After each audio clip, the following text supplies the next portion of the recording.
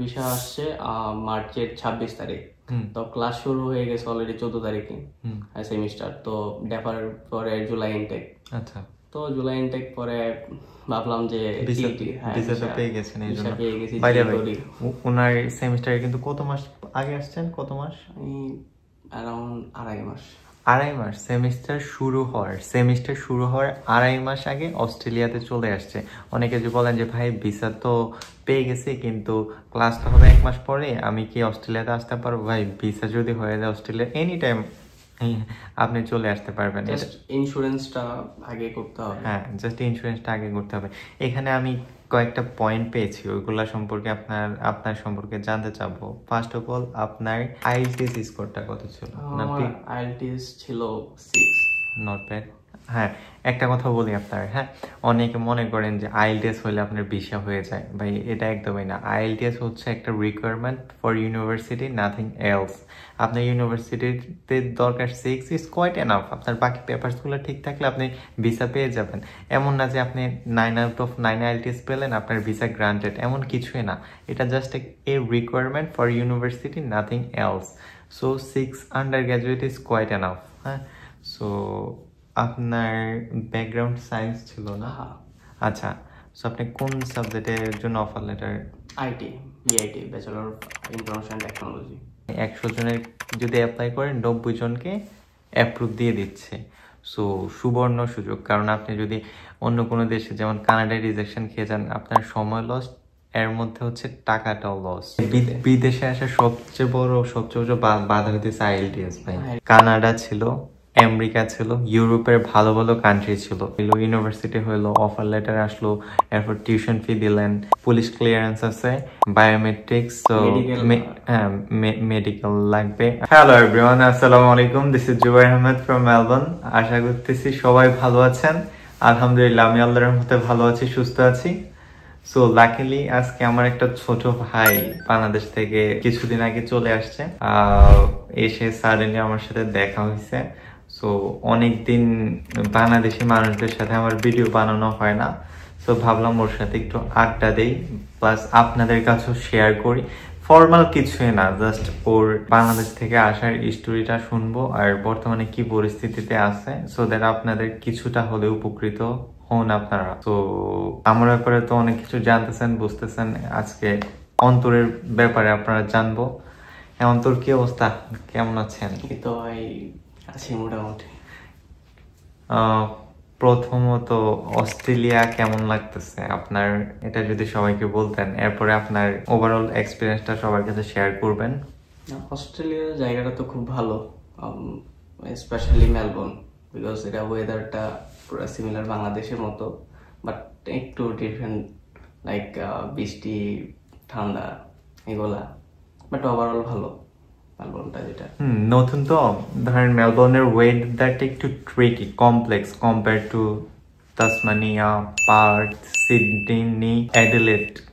মানে মেলবোর্নটা একটু বেশি কমপ্লেক্স। হ্যাঁ, ওয়েদারটা মানে একদিনে 3-4 টাইপের ওয়েদার এখানে দেখা যায়, বুঝতে পেরেছেন?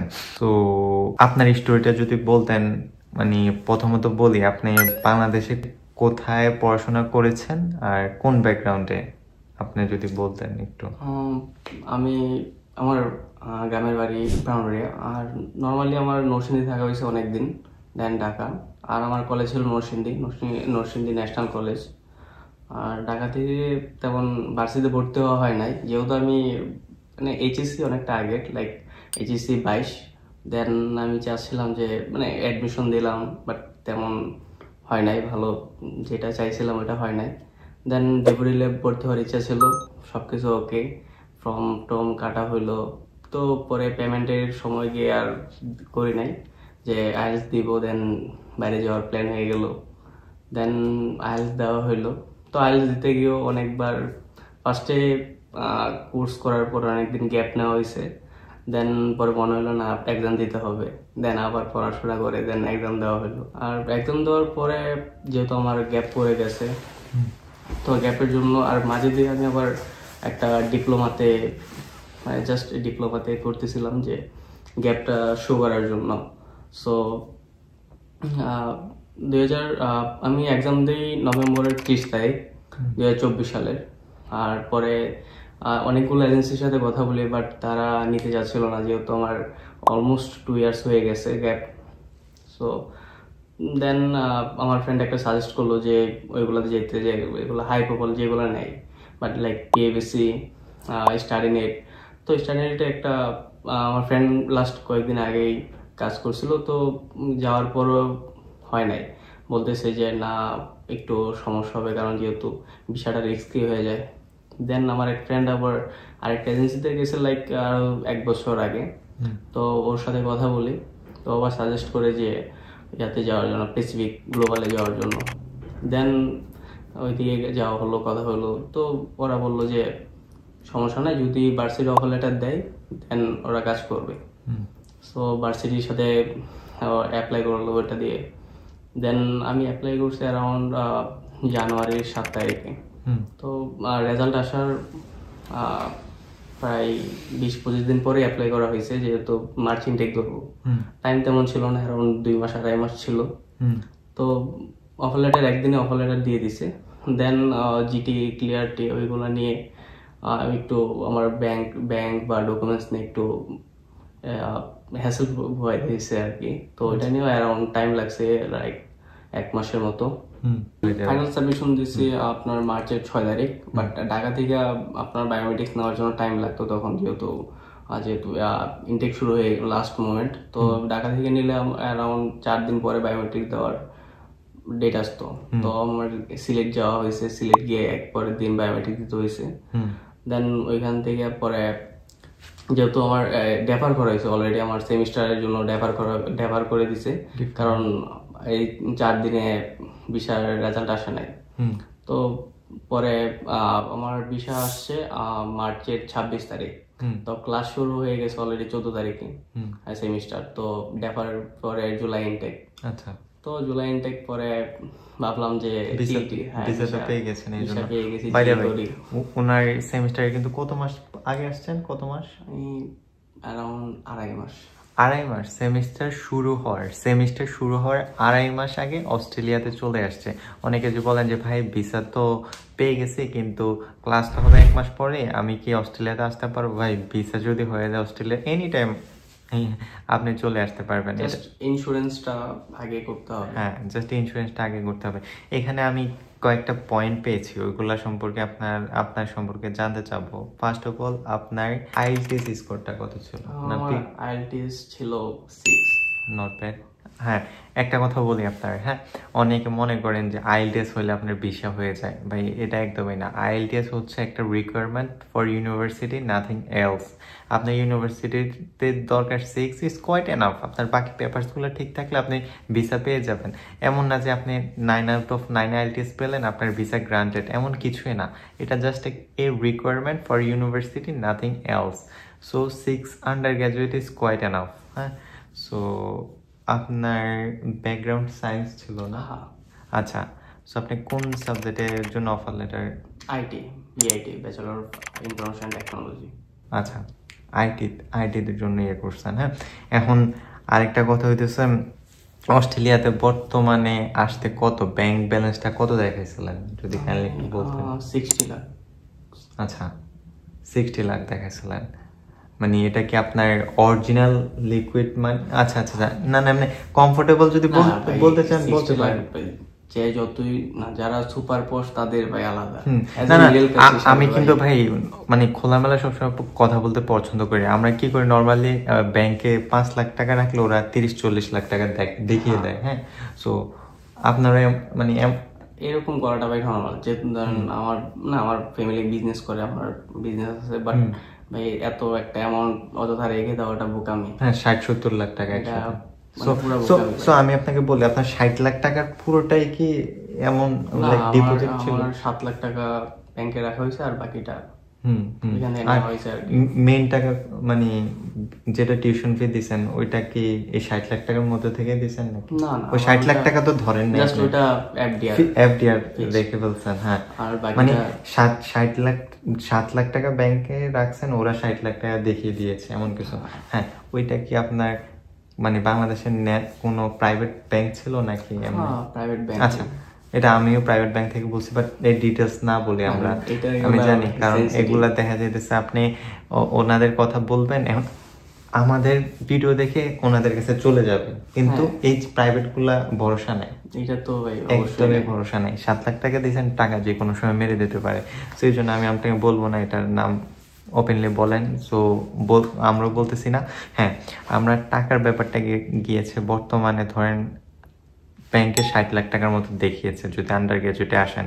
আর যেটা টিউশন ফি এক্সট্রা বাবু, টিউশন ফি কোন ব্যাংক থেকে পে করছেন? আমারটা এমটিভি থেকে। আচ্ছা, বাট আমি সাজেস্ট করব ব্র্যাক থেকে করার জন্য, কারণ ডলার রেটের ব্র্যাকে ভালো।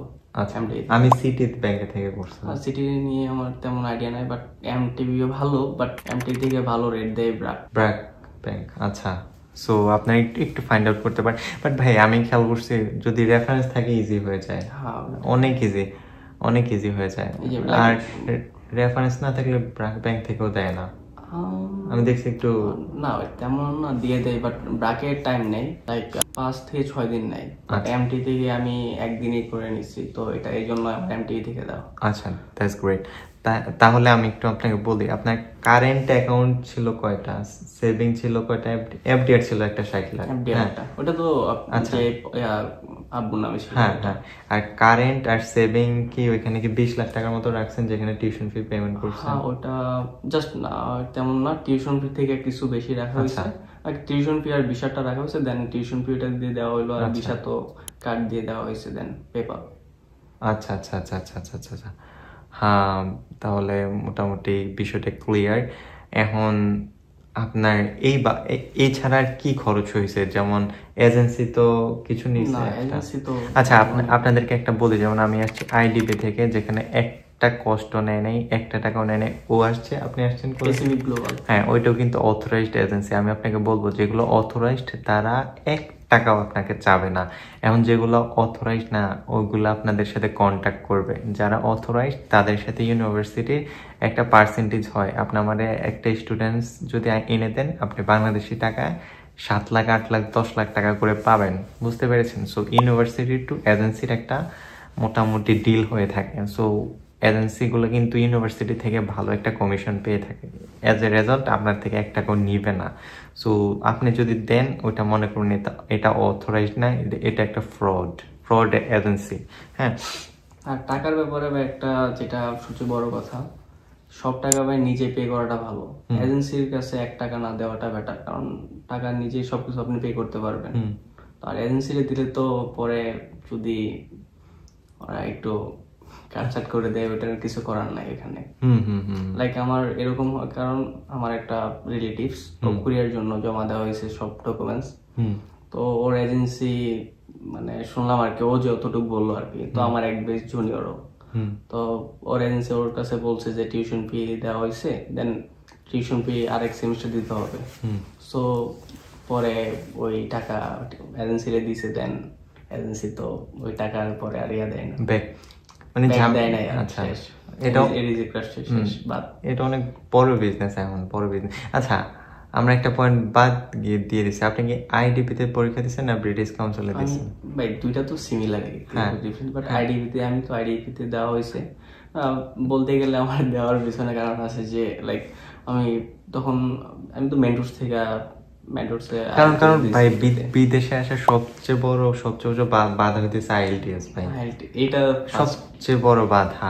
যেমন ব্যাংকের বিষয়টা ভাই টুকটাক আপনি কাটাতে পারবেন যদি আপনার 20 লাখ টাকা 25 লাখ টাকা ক্যাশ থাকে। আপনি 25 লাখ ক্যাশ থাকলে একটু টাফ হয়ে যাইতেছে বর্তমানে, এখন ভিসাফিও অনেক বেশি। 30 লাখ টাকা ক্যাশ থাকলেও মোটামুটি ইজিলি চলে আসতে পারবেন। বাট আদার্স আইএলটিএসটা অনেক প্রবলেম পড়ে। আপনি কত মাস আইএলটিএস প্র্যাকটিস করেছিলেন? আমার তো ফার্স্টে প্রিপারেশন নেওয়া হয়েছে, দেন আমার আসলে আইএলটিএস নিয়ে জিরো নলেজ ছিল। আচ্ছা, আমার যখন ক্লাস মোটামুটি 80% শেষ, দেন আমি বুঝতে পারছি যে আইএলটিএস আসলে কিভাবে আনসার করতে হয়, কোশ্চেন যেভাবে হোক। দেন আমার মাঝে একটু সমস্যার পার্সোনাল ঝামেলার জন্য ব্রেক নেওয়া হয়েছে।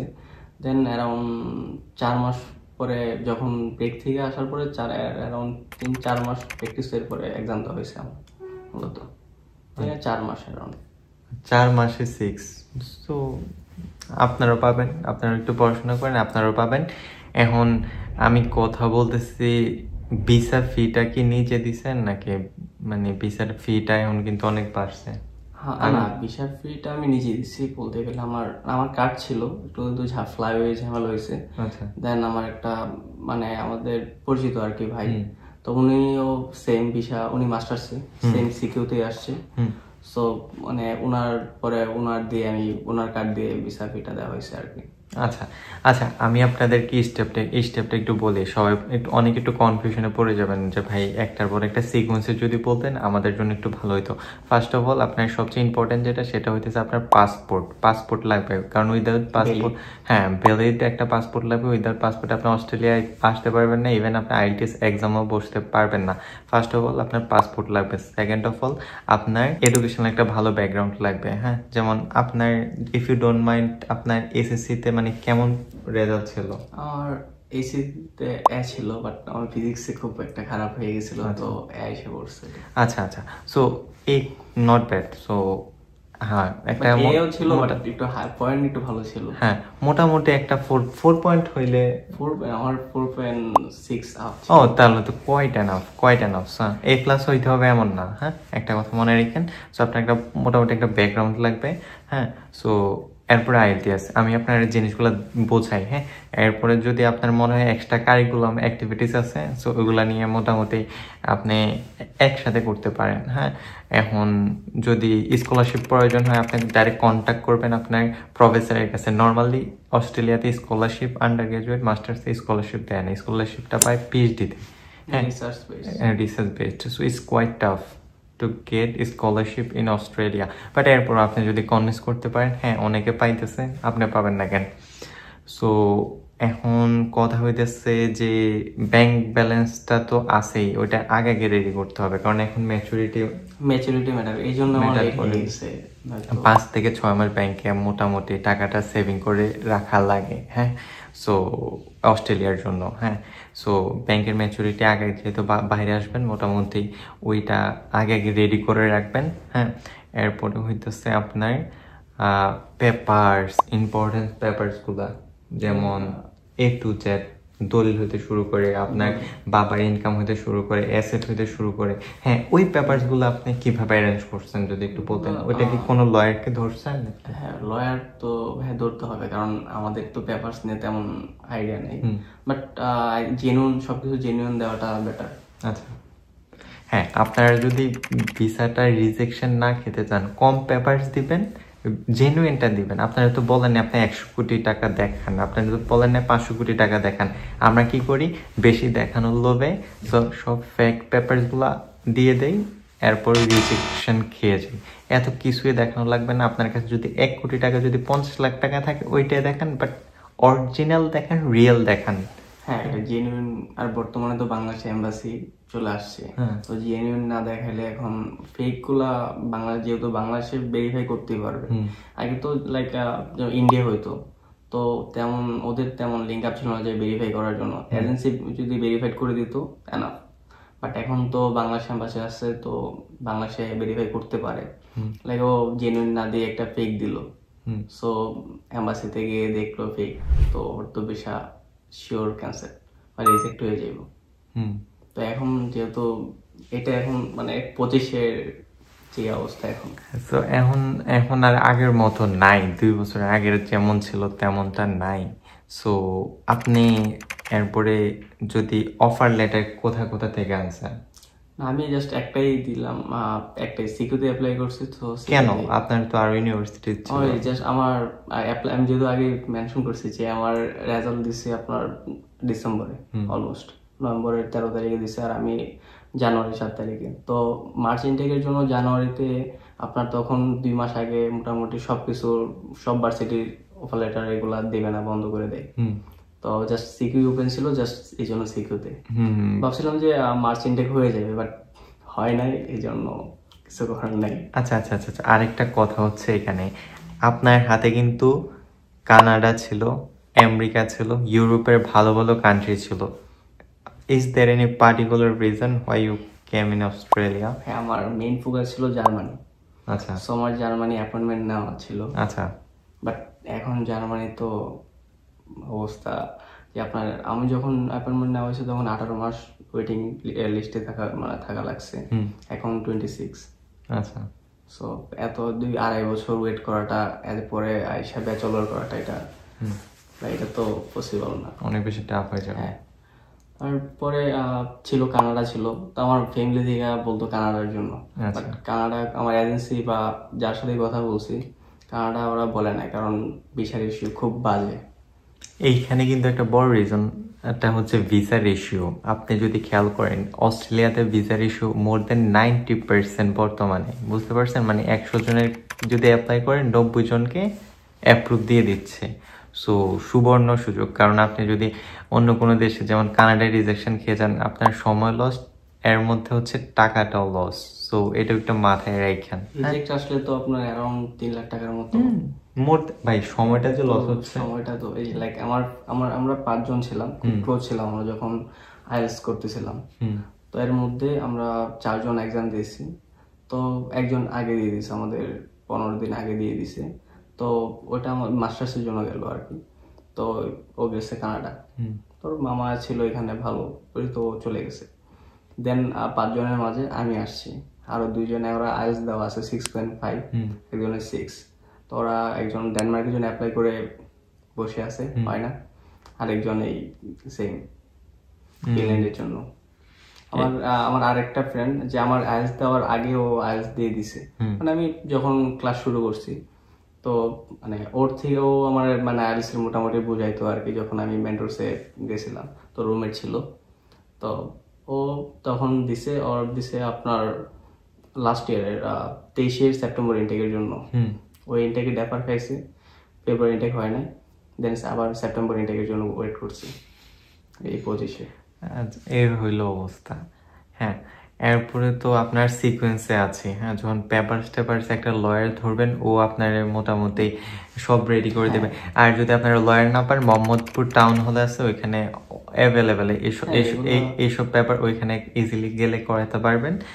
ওইখানে যে কেউ কে বললেই হবে। হ্যাঁ, সো এরপরে যদি আমরা যাই, আপনার মানে কান্ট্রি সিলেকশনও করছেন অস্ট্রেলিয়াতে, ইউনিভার্সিটি সিলেকশনও করছেন মানে সিকি ইউনিভার্সিটি।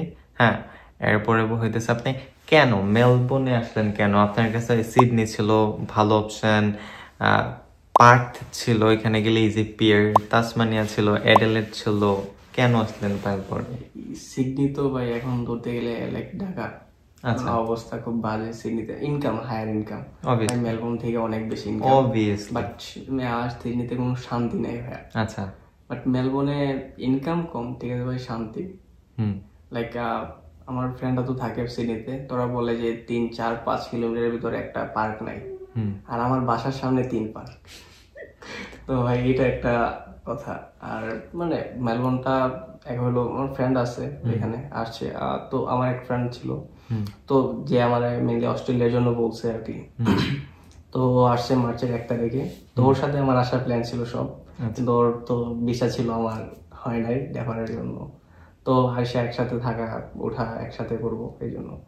আর একটা মেন বিষয় হলো যে সিডনিতে আমার কলেজ ফ্রেন্ড অনেক আছে, প্রায় 7-8 জন, বা আমার এরিয়ার ফ্রেন্ড আছে, বা আমার এরিয়ার বড় ভাই আছে। বাট সিডনিতে আমি এখন যাদের সাথে থাকি, আমরা 4 জন এক কলেজের, এক মানে কলেজ ফ্রেন্ড, এক বাসায় 4 জন থাকি। তো এই জন্য আরো মেলবোর্নে আসা। আচ্ছা, এখন মোটামুটি ক্লিয়ার। আর মোটামুটি এখন আপনার ইউনিভার্সিটি হয়ে গেছে, আপনার টিউশন ফিও মোটামুটি দেয়া হয়ে গেছে, আপনার সিলেকশনও হয়ে গেছে। এরপরে হইতেছে মেডিকেল এবং বায়োমেট্রিক্সটা কোথায় দিচ্ছেন? Sylhet VFX global. আচ্ছা, ওইখানে কত পেমেন্ট করা লাগছে? মেবি 2250। আচ্ছা, এরকম। আর মেডিকেলে 8000 নেওয়া হয়েছে, এটা গুলশান 2-এর চত্বরের সামনে। আচ্ছা, হ্যাঁ হ্যাঁ হ্যাঁ, সো ওইখানে 10,000, ওইটা মোটামুটি একটা বড় একটা হেডেক। এরপরে মানে প্লেন কোন এয়ারলাইন্সে আসছেন? আসলে আমার আচ্ছা, ওয়েট, আমরা এখন ভিসাটা পাইনি এখনো। ভিসা পাইলে এরপর প্লেনের টিকিট। ভিসা অ্যাপ্লাই করছেন মার্চের 6 ফাইনাল সাবমিশন যেটা। আচ্ছা, দেন ভিসা আসছে, এর মাঝে আমার ভিসা আগে আইসা পড়তো, বাট ওই আমার যেহেতু ড্যাফার হয়েছে তো আবার সিইউর জন্য অ্যাপ্লাই করা হয়েছে, তো ওদের আবার কল দিল কনফার্মেশনের জন্য, ওরা কল দিছে 2 দিন পরে। তো সিইউ আসতে নর্মালি একটু লেট হয়, বাট ফার্স্টের যে সিইউ যেটা সিইউ আসছিল আমার, ওইটা আমার 40 মিনিট পরে এসে পড়ছে ইন্টারভিউ। আচ্ছা তো আমার ইন্টারভিউ 4টা হয়েছিল, তো ইজিলি। সো নরমালি তো অস্ট্রেলিয়াদের জন্য তেমন ইন্টারভিউ হয় না, আপনার বেলায় কেন 4টা হয়েছে? অফার লেটারের জন্য একটা, আচ্ছা। গ্যাপ এক্সপ্লেনেশন, আমার জিএস এর জন্য একটা। ও মাই গড, জিএস এর জন্য আবার সেকেন্ড টাইম আবার ইন্টারভিউ নেওয়া হয়েছে। 4টা ইন্টারভিউ নেওয়া হয়েছে? মাই গড। হ্যাঁ, দেন এই সিইউর জন্য একটা, আবার মেন কনফার্মেশনের জন্য ওইটা ইন্টারভিউ না ধরলো, বাট ওইটা ধরলে 5টা হয়ে যায়। মাই গড, কি লেভেলের হার্ড হয়ে গেছে নাউডেজ। আমার মনে হয় একটা ইন্টারভিউ নেওয়া হয়েছে, যাই হোক এখন এটাই হলো হাল অবস্থা। এইগুলোর জন্য একটু রেডি থাকেন। হ্যাঁ, যাই হোক মানে এরপরে তো মোটামুটি ইন্টারভিউ নেওয়ার কয়দিন পরে আপনার ভিসা হয়ে গেছে? 22 দিন টাইম লাগছে, 20 থেকে 22 দিন। তো আগে এসে পড়তে বললাম তো যে আমার সিইউর জন্য লেট হয়ে গেছে, যেহেতু আমার ড্যাফার হয়েছে নতুন সিইউ দিবে, তো নতুন সিইউর জন্য আবার কনফার্মেশনের জন্য কল দিল, কনফার্ম করা হলো, দেন ওরা সিইউ দিল। তো ওটার জন্য প্রায় 600 থেকে 7 দিন ওইটা চলে গেছে, নয়তো ভিসাটা আরো আগে আসতো। বুঝতে পেরেছি। সো আমি যদি ফার্স্ট টু লাস্ট মানে আরেকটু রিক্যাপ করি, প্রথমত হইতেছে আপনার একটা পাসপোর্ট লাগবে, দ্বিতীয়ত হইতেছে আপনার ধরেন এডুকেশনাল যত মানে সার্টিফিকেট আছে সব কিছু লাগবে, তৃতীয়ত হইতেছে আপনার IELTS, চতুর্থ হইতেছে আপনার দেশ সিলেকশন, কোন দেশে আসতে যাচ্ছেন, ডেস্টিনেশন সিলেকশন, এরপরে হইতেছে আপনার ভালো একটা এজেন্সি, অবভিয়াসলি আপনাকে রিকমেন্ড করব অথরাইজড এজেন্সি, যদি ধরেন ভালো একটা গাইডলাইন দিবে আপনাকে। সো ওরা যদি গাইডলাইন দেয়, যদি আপনার রিকোয়ারমেন্ট থাকে, আপনি ইউনিভার্সিটি থেকে অফার লেটার আনাবেন, এরপরে হইতেছে আপনার পেপারসগুলো রেডি করবেন, আপনার ব্যাংক ব্যালেন্স তো আছেই। সো অ্যারাউন্ড বর্তমানে 30 লাখ টাকা ক্যাশ লাগবেই, বর্তমানে যদি আসেন 30 লাখ টাকা অ্যারাউন্ড। আপনার টোটালি খরচ হয়েছে কত বর্তমানে? তেমন হিসাব আসলে মানে অ্যারাউন্ড একটা দেন। আমি তো বইলা দিছে 25 থেকে 30 লাখ যাবে, কারো বেশি যাইতেছে কারো কম যাইতেছে। আমার অ্যারাউন্ড 25। আচ্ছা, সো অ্যারাউন্ড মানে ধরেন, হ্যাঁ আমরা কিন্তু এখন অস্ট্রেলিয়াতে আসিনি, আমরা এখন বাংলাদেশে আছি। সো এই স্টেপগুলো বলতেছি। সো এজেন্সি যদি একটা ভালো এজেন্সি ধরেন, এর আগে এজেন্সির আগে আমি আপনাকে রিকমেন্ড করবো একটা ভালো লয়ার ধরলে, লয়ারটা আপনার সব পেপারস রেডি করে দিবে, তাহলে একটা হেডেক চলে গেল। হ্যাঁ, ভালো একটা IELTS স্কোর পেলে একটা ভালো লয়ার ধরবেন, লয়ার আপনার পেপারসগুলো রেডি করে দিলে এজেন্সির কাছে চলে যাবেন। সো অনেকে বলে এজেন্সির কাছে অফার লেটার এনে এরপরে দলিলপত্র রেডি করা, বাট আমি আপনাদের রিকমেন্ড করবো আগে পেপারসগুলো রেডি করেন। হ্যাঁ, কারণ অফার লেটার আসতে 1 দিন লাগে, বেশি সময় লাগে না। আপনার পেপারসগুলো রেডি থাকলে আর কোনো প্রবলেম হয় না। হ্যাঁ, সো আপনার যদি দেশ হইলো, ইউনিভার্সিটি হইলো, অফার লেটার আসলো, এরপর টিউশন ফি দিলেন, পুলিশ ক্লিয়ারেন্স আছে, বায়োমেট্রিক্স, হ্যাঁ মেডিকেল লাগবে, আর মানে বায়োমেট্রিক্স দিতে হবে। সো এই দুইটা দিলে আপনার ভিসার জন্য ওয়েট করবেন। আর একটা মোস্ট ইম্পর্টেন্ট থিং, যদি বাইরের দেশে আসেন, আপনার কি ড্রাইভিং লাইসেন্সটা কি ওই ইন দ্য মিন টাইম আসার সময় করিয়েছেন, আগে করানো ছিল? ভাইয়া বলতে গেলে আমার পরীক্ষা দিতে পারি না ড্রাইভিং লাইসেন্সে, সবচেয়ে বড় বোকামি ছিল। মানে আমার ডেট নেওয়া ছিল, বাট ডেটের আগে আমি আশা করছি। বিশেষ করেন মানে ওরে আমি যতটা বুদ্ধিমানের মতো বুদ্ধিমান ছেলে মনে করছি, অতটা বুদ্ধিমান ছিলেন না, নাহলে এত বড় ভুল মানুষ করে না, এত বড় ভুল। আমি আপনাদের বলি কেমন ভুল করছে। সাপোজ অস্ট্রেলিয়াতে আসছে, কিন্তু বুঝছেন কোনো জব পাইতেছে না, জবের জন্য লাইসেন্স ভাই কোনো জব পাইতেছে না, কিন্তু আপনার যদি অনলি কার্ডটা থাকে, গাড়িটা থাকে, উবার করে বিন্দাস ভালো একটা পেমেন্ট মানে ইনকাম করতে পারবে, কারো কাছে হাতও পাতা লাগবে না ফার্স্ট অফ অল। দ্বিতীয় মানে রিজন হইতেছে আপনার ভালো জবের আগে সর্বপ্রথম আপনার মানে ওদের রুলস থাকে, মাস্ট হ্যাভ এ কার, বুঝছেন? কারণ এখানে সমস্যাটা হয় কি, ডিস্টেন্স মানে ডিস্টেন্সগুলো অনেক দূরে দূরে। সো আপনার ওরাও জানে আপনার যদি পার্সোনাল কার থাকে, আপনি always you are on time. কারণ এখানে ধরেন ট্রান্সপোর্টেশন সিস্টেম মানে আপনার মনের মতো করে হয় না, হইলেও ডিস্টেন্সগুলো একটু অতটা পাশাপাশি না, দূরত্ব আর কি। এটা তো আর বাংলাদেশের মতো ছোট না, একটুকু না, বিশাল বড়। ওয়েদারটাও ম্যাটার করে। হ্যাঁ হ্যাঁ, আর ওয়েদারটা অবভিয়াসলি ম্যাটার করে। সো যাই হোক, যা হওয়ার তো হয়ে গেছে। হ্যাঁ, সো এখন আমরা মোটামুটি মানে বাংলাদেশ থেকে ড্রাইভিং লাইসেন্স পরে প্লেন কোনটা টিকিট কাটছেন? আমার আসার কথা ছিল পরে, আচ্ছা লাইক আমার আসার কথা ছিল জুনে। আচ্ছা, যেহেতু ডিফার করেছে মানে এক সেমিস্টার পরে আসবে, কিন্তু ভিসা পেয়ে গেছে, সো এই জন্য মানে হঠাৎ করে কি এটা আপনার প্ল্যান ছিল যে আগে আগে আসবেন, অথবা এটা আরেকজনের প্ল্যান, কেউ বলছে আপনি? না এরকম না, আমার ফ্রেন্ডরাও বলছে যে পরে আসার জন্য, লাইক অ্যারাউন্ড 1 মাস আগে আসলে না। তো পরে ভাবলাম যে না, বাংলাদেশে মোটামুটি ঘোরাঘুরি করলাম, সো দেখলাম আমার সাথে এরা চলে আসতেছে কয়েকজন। তো ভাবলাম যে মেলবোর্নে এসে এক্সপ্লোর করি, মেলবোর্নে এক্সপ্লোর করবো, এই জন্য পরে ওই টিকিট বাদ দিয়ে নতুন টিকিট কেটে পরে আসছি। এ হলো হাল অবস্থা, বুঝছেন? মানে 2.5 থেকে 3 মাস আগে, সেমিস্টার হওয়ার আগে চলে আসছে। So is it good decision আর ব্যাড ডিসিশন? আমরা কিন্তু এখন অস্ট্রেলিয়াতে আসিনি, প্লেন টিকিট কাটছি। প্লেন টিকিট কাটতে কত লাগছে? আমার ফার্স্টে টিকিট কাটতে আপনার যেহেতু ওইটা 3 মাস পরে টিকিট কাটা হয়েছিল, তো ওইটা পড়ছিল আপনার 65 এর মতো। 65,000? হ্যাঁ, আর পরে যেটা আমি দিয়ে আসছি ওইটা পড়ছে আপনার 1,21,000। ও মাই গড, দ্যাট মিনস ডাবল। হ্যাঁ, এমন যদি আপনি ধরেন কম সময়ের মধ্যে কাটেন, এমনই খরচ হয়। আমারও নিয়েছিল মানে 1,27,000 না 30,000-এর মতো। তো যাই হোক, প্লেনে উঠছি, দেন আপনাকে প্লেন থেকে এয়ারপোর্ট থেকে বাসায় কে নিয়ে আসছে? আমার ফ্রেন্ড নিয়ে আসছি।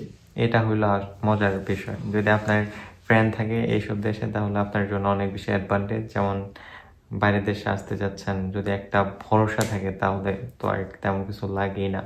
সো আপনার একটা বড় হেডেক কিন্তু দুশ্চিন্তার বিষয় কিন্তু। বাসা খোঁজা এটা বা হ্যাঁ, আশেপাশে ঘোরাটা, এগুলো তো আমার কোনো আপনার নিতে হয় না। বাসাও বুঝতে হয় নাই? না, ওদের আমি এসে Oh my ট্রেনের God. রুমে উঠে গেছি direct. So in that case he was lucky. হ্যাঁ, আমরা অস্ট্রেলিয়াতে চলে আসছে। সো আপনার কি আসার আগে মানে প্ল্যানিং ছিল যে অস্ট্রেলিয়াতে আমি গেলে জব পাবো অথবা করতে পারবো, এমন কিছু ছিল? ভাই না, যেহেতু আগে চলে আসছি, তো ক্লাস শুরু হওয়ার আগে তো করতে দিবে না, যেহেতু এটা ভিসা কন্ডিশন। সো জব নিয়ে তেমন ভাবা হয় নাই, বাট এখানে আসা বোঝা গেল যে পরে আসাটা বেটার ছিল, কারণ এখানে অনেক খরচ। লাইক আমি আসছি আচ্ছা আচ্ছা, খরচটা নিয়ে একটু পরে বলতেছি। Sorry to interrupt. আমরা ওইটা বিষয়ে বলবো। ইফ ইউ ডোন্ট মাইন্ড, মানে আসার সময় মানে মানে কত টাকা আনলে আপনার মতো বেটার বর্তমানে ব্যাকআপ হিসাবে, আর আপনি কত এনেছিলেন? ডিপেন্ড করে আসলে ভাইয়া, এটা যে নিজে কেমন খরচ করে। আর যেমন আমারটা আমি ওপেনলি বলি, আমি যখন আসি আমি $5,000 এনেছিলাম। আমি মনে করছি এটা দিয়ে মোটামুটি আমার মনে হয় আমি কিছুদিন চলতে পারবো। হ্যাঁ, বাট যেহেতু আমার ফ্রেন্ড এখানে আছে অলরেডি, তো আর আমার বাসা নিয়ে কোনো প্যারা নেই বা এগুলো নিয়ে প্যারা নাই। সো যদি কারো এরকম হয় তো অ্যারাউন্ড 3,000-3,500 চলে। যদি ও আচ্ছা আচ্ছা আচ্ছা, এটা আপনি মানে আপনার উনি একটা সুন্দর কথা বলছেন। হ্যাঁ বলেন, কমপ্লিট করেন। ফ্রেন্ড থাকে আর কি। আর না থাকলে যে আমার সাথে যারা ভাইরা আসছে ওরা 5,000, 5,500, 6,000 এরকম নিয়ে আসছে। তো আমি আরো নিয়ে আসি নাই, কারণ তখন ডলারের একটু বেশি ছিল। আচ্ছা, যখন এসে তখন আসা যাবে। আমার প্ল্যান ছিল যে এরকম যে আমার ফ্রেন্ড বাড়িতে যাবে কিছুদিন পরে, তো আমি ওর থেকে নিয়ে নেবো, বাড়িতে ওইদিকে টাকা দিয়ে দিবে। তো এই জন্য আর তেমন ক্যাশ ক্যারি করি নাই। এই জন্য 3,000 নিয়ে এনাফ মনে হয়েছে আমার কাছে যে আপাতত এটা। বুঝতে পারছি। সো ওনার ক্ষেত্রে $3,000 ওনার কাছে এনাফ মনে হয়েছে। সো এখন মোটামুটি $3,000 দিয়ে ভাই সর্বোচ্চ 2 মাস যাবে কিনা আসলে এটা একটু কনফিউজ। কিন্তু আপনি তো চলে আসলেন 2.5 মাস আগে। একটু মাথায় রাখেন উনি এখন বর্তমানে আপনার কি মনে হইতেছে 2.5 মাস আগে আসাটা কেমন যৌক্তিক হয়েছে? আর আপনি মান্থলি খরচ হিসাবে কথা বলতেছিলেন, ওইটা কন্টিনিউ করেন। মান্থলি খরচ, বাসা ভাড়া যদি সিঙ্গেল রুমে থাকা হয় তো যেমন আমি এটা আমার রুম, কিন্তু আমি এখানে সিঙ্গেল থাকতেছি, কিন্তু উনি যেটা করতেছে এই রুমের মধ্যে 2 জন থাকতেছে, আপনি আর আপনার বন্ধু।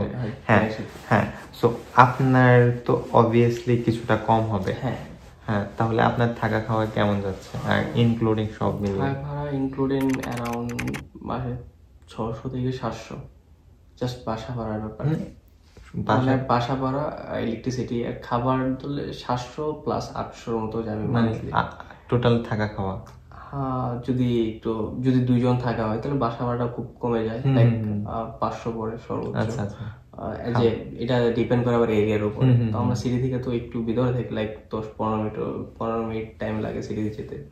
আর সিটির ভিতরে থাকাটা অন্যটা একটা ব্যাপার। লাইক আমার ফ্রেন্ড থাকে ওইখানে একটা, তো ওরা রুম শেয়ারে থাকে, বাট ওদের 800 করে পড়ে পার পারসন। আচ্ছা, তো এটা একটু তো আপনি কোন সিটিতে আছেন, কোন এরিয়াতে থাকবেন, এটাও ডিপেন্ড করে এটার মানে রেন্টের হিসাব হয় আর কি। সো আপনি যদি একটু পশ এরিয়াতে থাকেন অবভিয়াসলি আপনার রেন্ট বেশি হবে, হ্যাঁ, নো ডাউট।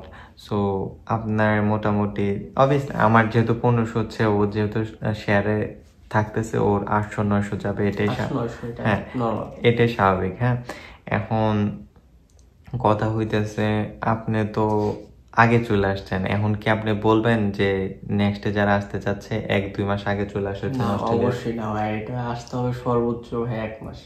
হ্যাঁ, কিন্তু আপনি 2.5 মাস 3 মাসে ভাই আপনাদের ছিলাম যে এক্সপ্লোর করব ভাই, আপনাদেরকে খারাপ কিছু চাইতেছি না, আপনাদের আবেগ দিয়া এসব দেশ চলে না, বুঝছেন, আবেগ দিয়ে চলে না। হ্যাঁ, সো ওনার স্টোরিটা শোনেন, আগে 2.5-3 মাস আগে চলে আসছে, এখন কি অবস্থা বলেন? আমি এখন থাকি, বাসায় থাকি, খাই, ঘুমাই, ঘুরি। যেমন এই দেন ভাই, ভাইয়ের কাছে কত সময়, নিজের বাসা থেকে আমার বাসায় চলে আসছে, ভাই আপনার সাথে একটু দেখা করব, লাইক এটা ভালোবাসার কারণে হয়েছে। মানে তো আমার অনেক বেশি রেসপেক্ট করে, পছন্দ করে, এই জন্য আমার কাছে চলে আসছে। বাট উনি যদি কাজে থাকতো, উনি যদি ওইরকম মানে পড়াশোনার মধ্যে থাকতো, ইম্পসিবল আরেকজনের বাসায় এসে আড্ডা দেয়া। সো এই হইলো অবস্থা আপনার। মানে যদি আগে আসেন এমনি জায়গায় ঘুরতে হবে, কিন্তু অন দ্য আদার হ্যান্ড আপনার থাকা খাওয়া পাহারা মানে সব কিছু এগুলো কিন্তু কন্টিনিউ চলতেই থাকবে। সো আপনি এখন মনে করতেছেন এটা গুড ডিসিশন ছিল না, বাট এটার মধ্যে আরেকটা হলো, 1 মাস আগে আসলে জব যে ব্যাপারটা, তো এটা আমার আগে আসলে ব্যাপারটা এরকম হলো যে আমি জব খুঁজে এক্সপিরিয়েন্স নিতে পারতেছি যে জব খুঁজতে হয়। যদি মানে আসলে লাকি, লাইক অনেকে লাক পেপার করলে 1 সপ্তাহে পেয়ে যায়। আমার যে ফ্রেন্ড আসলো মার্চ ইনটেকে, তো আসার পরে 4 দিন পরে জব পাইছে। তো এইটা নিয়ে তো তেমন নিয়ে না। আর অনেকে আছে 1.5 মাস 2 মাস 3 মাস পরে জব পায়। তো দেখা যাক, আমি আসছি যে এক্সপিরিয়েন্স নেই, মেলবোর্ন সিটি দেখি। আচ্ছা, এখন বর্তমানে জবের কন্ডিশন আপনি কেমন, আপনার চোখে কেমন দেখতেছেন ওভারঅল, যেটুকু বুঝছেন, মানে যে কয়দিনে আছেন? জব পাওয়াটা একটু টাফ ভাই, কারণ আমি জানি না আসলে, মানে অনেকে বলে যে এই মাসের যে সময়টা চলতেছে এই জন্য, যেহেতু উইন্টার আসতেছে এই জন্য হায়ারিং হয় না। তো অনেকে বলে না, মোটামুটি এরকম জব পাওয়াটা টাফই হয়। কিন্তু দেখা যাক, মোটামুটি আমাদের লাগলো যে কোয়াইট টাফ। আপনার জন্য একটু বেশি টাফ হবে, কারণ আপনি যদি লাইসেন্সটা আনতেন একটা ভালো ব্যাকআপ থাকতো, বুঝছেন। তো যাই হোক, এরপরেও যদি কিছু না থাকে আমি রিকমেন্ড করবো সাইকেল তো চালাইতে পারেন, বাইক চালাইতে পারেন, বাইক তো আপনার লাইসেন্স লাগবেই। এরপরে ধরেন ই বাইক চালাইতে পারবেন। আমার কথা হইতেছে যদি মানে এখানে সময় নষ্ট করা যাবে না, কিছু একটা করতে হবে। কারণ দেখা যাচ্ছে জবের আশায় যদি আপনি প্রতি মাস বসে থাকেন, চেষ্টা করতে হবে, চেষ্টা করলে পেয়ে যাবেন। কিন্তু এটা অল্টারনেটিভ, কিন্তু এখানে ওয়ে আছে ইনকাম করার। আপনার জব করা এগুলা করে অনেকে, বাট এটা আসলে করাটা ঠিক না।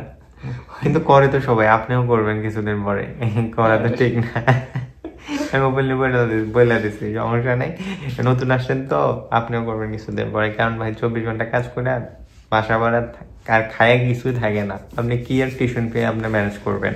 হ্যাঁ, এখন আরেকটা কথা, আপনার কি মনে হয়েছে মানে এখানে মানে কাজ করে ইউনিভার্সিটির টিউশন ফি দেওয়া সম্ভব? ডিপেন্ড করে, এটা আসলে কাজের উপরে। যেমন আমার অনেক ফ্রেন্ড আছে যে ওরা পারে না। আমি আবার আরেকজনে দেখলাম, একটা বড় ভাই, ও আরআইটি কন্টিনিউ করতেছে। আচ্ছা, তো অনেকে পারে। তো আমার এক ফ্রেন্ড আছে, ও 7-11-এ কাজ করে, ওর পে রেট মেবি 32। আচ্ছা তো ও আবার ওর ভার্সিটি কন্টিনিউ করতেছে। আচ্ছা। তো আবার অনেকে করতেছে না, শিফট হয়ে যেতেছে অন্য ইয়াতে। তো এটা আসলে ডিপেন্ড করে কে কি জব পাইতেছে বা ওর কেমন টাকা আসতেছে, ইনকাম কেমন, ওইটা নিয়ে আর কি। আচ্ছা, ওরে আর এত গভীরে না যাই বুঝছেন, কারণ ও আসছে নতুন, ও নিজে পাগল হয়ে যাবে, নাহলে আদারওয়াইজ আমি জিজ্ঞেস করতাম মানে ওর মানে আচ্ছা আপনার তো ধরেন আসছেন আইটি থেকে কি কি অবস্থা দেখতেছেন? থাকার কি প্ল্যান আছে না ট্র্যাক চেঞ্জ করবেন? ইফ ইউ ডোন্ট মাইন্ড যদি শেয়ার করতেন। দেখা যাক, বাট আমার আমার ফার্স্ট অফ অল বাংলাদেশে থাকলেও সিসি নিয়ে পড়তাম। আচ্ছা, সো আমি ওই ডেফিনেটলি যেটা বললাম যে আমি সিসি নিয়ে ওইটাতে কারণ বর্তমানে আমি দেখতেছি যারা আইটি নিয়ে আসতেছে তারা ট্র্যাক চেঞ্জ করতেছে। হ্যাঁ, ওই যেহেতু ওই যে আইটির আপনার লাস্ট ইয়ারের লাস্ট কল আসছে 95। ও মাই গুডনেস, 95! ও মাই, ইয়ারের জন্য এটা তো টু মাচ টাফ। সো এই জন্য অনেকে শিফট হয়ে যায়। তো দেখা যাক আসলে। আচ্ছা, অনেকে কিন্তু আমরা আসছেন ইউনিভার্সিটিতে এসে ইনস্টিটিউশন অর ধরেন লোয়ার গ্রেডেড যেগুলো আছে না ট্রেড কোর্স, ওইগুলাতে শিফট হইতেছে। না, এখন তো ট্রেড কোর্সে যাওয়া যায় না, কারণ যেহেতু ব্যাচেলরের আপনার লেভেল 7, ট্রেড কোর্স আপনি নতুন করে ভিসা অ্যাপ্লাই করলে যাওয়া যাইতেছে না, যাবে না। আপনার ভিসা এক্সটেন্ড দিবে না দেন, কারণ আপনার ট্রেড কোর্স হলো আপনার লাস্ট পয়েন্টে আপনার ভিসা এক্সটেন্ড করতে হবে। আচ্ছা, সো দেন তখন দিবে না, কারণ যখন লেভেল কমে যায় তখন ভিসা বাদ হয়ে যায়। আচ্ছা। ম্যাক্সিমাম মানে এখানে কিন্তু একটা অনেক ইম্পর্টেন্ট একটা পয়েন্ট আমরা বাইর করে নিয়ে আসছি। অনেকে যে বলে যে ভাই আমি ইউনিভার্সিটিতে গিয়ে মোটামুটি লোয়ার গ্রেডে চলে যাব। হ্যাঁ, আমার কথা বুঝেন। হ্যাঁ, আমি কিন্তু ইউনিভার্সিটিতে আসছি, এখন মাস্টার্সে আসছি, আমি কিন্তু ট্রেড কোর্সে যাইনি। আমি মাস্টার অফ সোশ্যাল ওয়ার্ক, আমি আসছি মাস্টার অফ এডুকেশনে, এখন আসছি মাস্টার অফ সোশ্যাল ওয়ার্ক। আমি কোনো ট্রেড কোর্সে যাই নাই, আমি জাস্ট ইউনিভার্সিটি থেকে একটা ইনস্টিটিউশনে শিফট হয়েছে। হ্যাঁ, কিন্তু খরচ কিন্তু সেম। আপনি যদি পেয়ার লিস্টের সাবজেক্ট উপর নার্সিং আর টিচিং আর সোশ্যাল ওয়ার্ক, এগুলো কিন্তু most expensive masters in Australia. So আপনার যদি ওই লেভেলটা ঠিক করেন না, আপনার প্রবলেম হবে না। কিন্তু আপনি যদি ডাউন গ্রেডে যান, তাহলে আপনার যদি ডাউন গ্রেডও যাওয়া যাচ্ছে, হ্যাঁ মানে যাওয়া যায় না এমন না, কিন্তু আপনার ভিসাতে প্রবলেম করবে। আপনি এয়ারপোর্টে আপনাকে ডিপোর্ট মেরে দেবে, ঢুকতে দেবে না, আদারওয়াইজ আপনার ভিসা এক্সটেনশন করার সময় আপনাকে করাবে না। হ্যাঁ, সো এটা হচ্ছে একটা বড় পয়েন্ট। আপনার যে একটা আছে না লেভেল, ওইটা আপনার মেনটেন করতে হবে। সো আপনারও যদি যাইতে পারবেন একটা ইনস্টিটিউশন, যেমন কম্পিটিশন ফি যেটা আছে আর কি। আপনার টিউশন ফি কত? আমার বর্তমানে টিউশন ফি আপনার 14,700 সামথিং। ও মাই গড, অলমোস্ট 15,000 টাকা। এটা মুখের কথা না, অনেকটা বেশি। যাই অনেক বড় হয়ে গেছে, এত বড় ভিডিও করতে চাই নাই। ওর সাথে আড্ডা দিতে দিতে ও মাই গড, আমাদের 42 মোর দেন 40 মিনিটস হয়ে গেছে। তো যাই হোক, অনেকক্ষণ আড্ডা দিচ্ছি ওর সাথে। আরেকদিন ওকে নিয়ে আসবো, আরো কিছু এক্সপিরিয়েন্স গেইন করুক ইনশাল্লাহ। 3-4 মাস পরে হ্যাঁ জব এক্সপিরিয়েন্স নিয়ে পড়াশোনা নিয়ে মোটামুটি আরেকটা আড্ডা হবে, ওইটা আরো বড় আড্ডা হবে। হ্যাঁ, আর ও হইলে একটু ইন্ট্রোভার্ট টাইপের, ওরে আমি জোর কইরা কথাগুলো বাহির করছি, বাট ছেলেটা অনেক ভদ্র সুইট। সো ওর জন্য সবাই দোয়া করবেন, আর আমার জন্য দোয়া করবেন যেন আরো ভালো ভালো ইনফরমেটিভ ভিডিও আপনাদের দিতে পারি। আর আপনার কিছু যদি বলার থাকে অডিয়েন্সকে বলেন, আশা মানে ইন্সপায়ার করেন একটু। আসলে যদি বাইরে আসতে চায় তো মেইন ফোকাস এটা দিতে হবে যে না, যেভাবে হোক বাইরে যেতে হবে। আচ্ছা, তো আমি যখন ফোকাস করছি যে না আমার বাইরে যেতে হবে, ডিসিশন যখন নিয়ে নিছি, দেন সব বাদ দিয়ে যে ভার্সিটি ভর্তি হয় নাই বা এক হয় নাই, ফোকাস একটা ছিল ভার্সিটিতে ভর্তি হলে বাইরে গিয়ে ভর্তি হবো। আচ্ছা, মানে কথা হলো যে ডিসিশন একটা নিয়ে রাখতে হবে। লাইক আমার ফ্রেন্ড অনেকগুলো আছে যে ভার্সিটি ফার্স্টে আইএলটিএস শুরু করলো, দেন ভার্সিটিতে করলো। আমার ফ্রেন্ড অনেকগুলো আছে যে এনএসইউতে ব্রাকে, বাট পরে লাস্ট মোমেন্টে ওরা ভার্সিটি কন্টিনিউ করতেছে, আইএলটিএস পরে বলে মাস্টার্সে যাবো, কারণ ভার্সিটি লাইফ এনজয় করে নেই। বাট এখন কথা হলো যে আমি ভার্সিটি বাংলাদেশে কন্টিনিউ করে যে টাকা বেতন পাবো, এখানে তো ওইখানের লাইফ আর এখানের লাইফ তো ভাই বুঝিনি। সো মাস্টার্সের থেকে ব্যাচেলর আসাটা বেনিফিশিয়াল আর খারাপও, তো দেখা যাক। এটা একটা ভালো পয়েন্ট, মানে আন্ডার গ্রাজুয়েটে আসবো না মাস্টার্সে আসবো। সো আমাদের পরবর্তী যেই ভিডিওটা হবে ওইটাতে এই টপিকটা অবশ্যই অবশ্যই অবশ্যই কভার করব। সো দেখা হচ্ছে পরের কোনো ভিডিওতে। সে পর্যন্ত ভালো থাকবেন, সুস্থ থাকবেন, আমার জন্য দোয়া করবেন, ওর জন্য, অন্তরের জন্য দোয়া করবেন। আর সবাইকে অস্ট্রেলিয়ায় আসার জন্য অনেক অনেক অনেক অনেক শুভকামনা। দেখা হচ্ছে পরের কোনো ভিডিওতে।